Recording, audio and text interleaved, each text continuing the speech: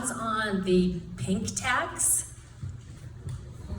Are you talking about the kind of informal extent to which women are effectively paying, expected to pay for more family concerns, and or which? No, it's basically, excuse me, women paying more for, say, razors. Oh, yes, because yes.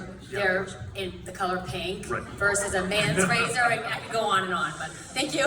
No, that's right. We've got to figure out a way to manage that. You know, there's been, in particular around what are considered feminine products, right, and the way that they're taxed, assessed, or priced, that there's a need for parity there. So, of course, we don't do price setting for consumer goods, but that doesn't mean that policy tools are powerless to do something about it.